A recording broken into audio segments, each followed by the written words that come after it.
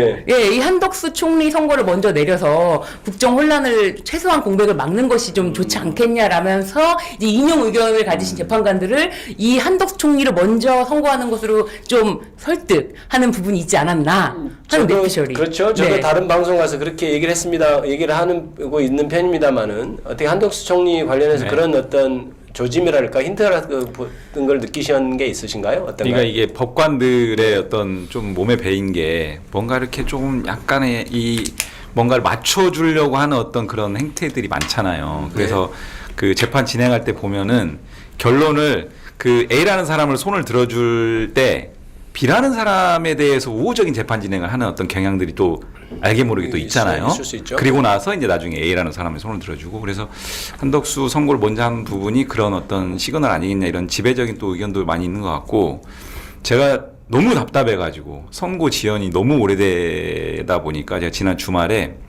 변론 준비기를 2차례 했거든요. 네네. 윤석열 탄핵 사건. 제가 영상을 지금 2번, 3번 봤습니다.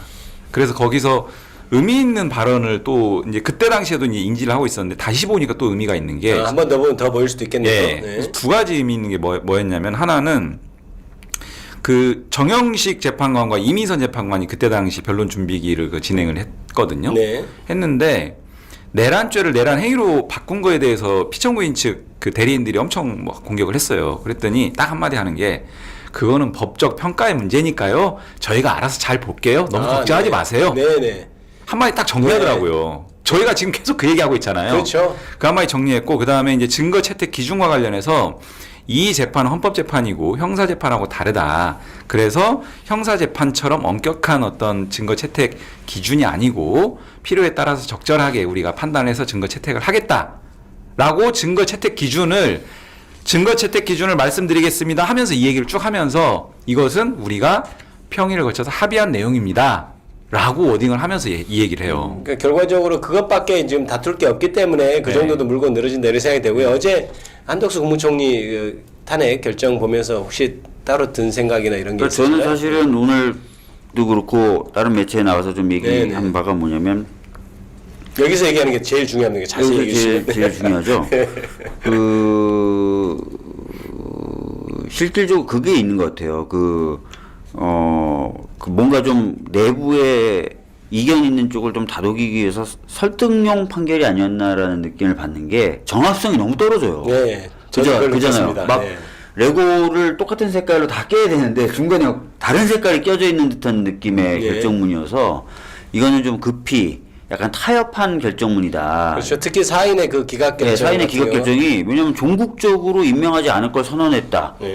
해놓고 그렇지만 위헌 위법성이 위중하지 않다라고 판단한 장면이 완전히 커 보더라고요. 그래서 저도 지금 전문을 다 해서 한번 봤거든요. 그러니까 이게 타고 넘어가는 것이 굉장히 거칠죠. 그렇죠. 거칠고 막 짜집게 한 것 같은 느낌이 들고, 그래서 이건 약간 그 타협의 산물이다라는 느낌을 지울 수가 없었고, 그다음에 여기 보면 이제 어떤 분들이 예측이 계속 틀렸다 그러는데, 사실 예측이라고 하는 부분 이런 거예요. 저희가 여러 경로로 정보를 들은 다음에 그 정보를 토대로 예측을 하는 건데, 적어도 예측이라는 과정에서는 좀 틀렸지만 그동안 들어왔던 정보가 좀 맞는 부분도 있었다는 느낌이 드는 게, 예를 들어 2명의 재판관이 계속해서 절차에 관련돼서 시비를 건다는 얘기가 많았는데, 실질적으로 이번에 2명이 절차 문제를 딱 제기했었던 부분, 그 다음에 정계선하고 김복형 2분이 다툰다, 심하게 다툰다라는 첩보가 있었는데 완전 반대로 지금 둘이 그렇죠.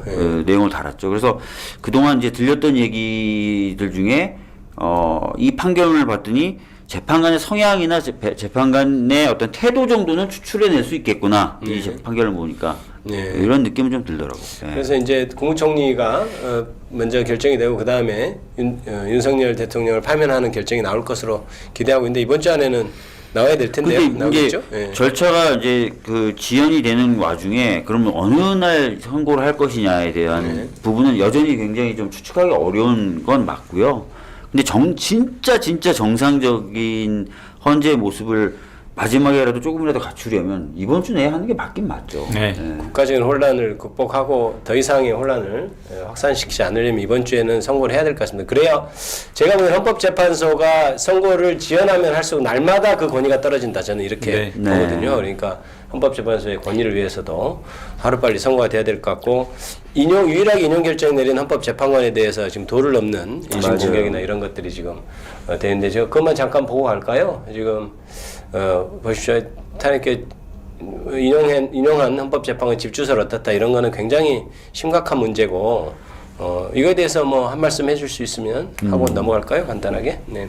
그래서 저는 평소에도 이 법원이든 뭐 헌법재판소 판결에 대해서 그러니까 내용적인 비판이나 이런 부분들은 뭐 당연히 자유롭게 열려 있는 부분인데 그렇죠. 네.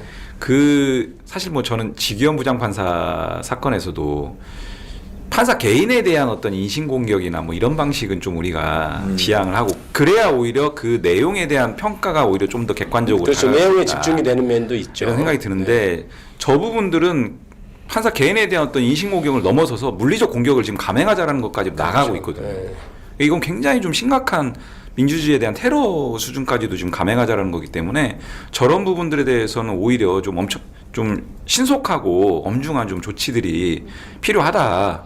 그러니까 선례를 저 좀 남겨야 부분은 된다. 선제적으로 수사도 하고 예. 그 즉각적인 조치가 좀 필요하지 않나 이런 생각이 좀 듭니다. 저희가 그래서 공중협박죄 요것을 얼마 전 본회의에서 통과시켰지 않습니까? 네, 그렇습니다. 아직 시행은 안 되고 있지만 좀 저는 만약에 저런 것들이 또 공중을 상대로 또 어떤 선동을 하는 어떤 취지까지 나아간다면은 좀 의율할 필요성이 있는 것 같습니다. 예, 우리 저기 네. 예, 변호사님. 네. 네. 지금 뭐 뭐 지금 심우정 총장이 뭐 딸이 좀 문제가 되나요? 어떻게 되나요? 그렇습니다.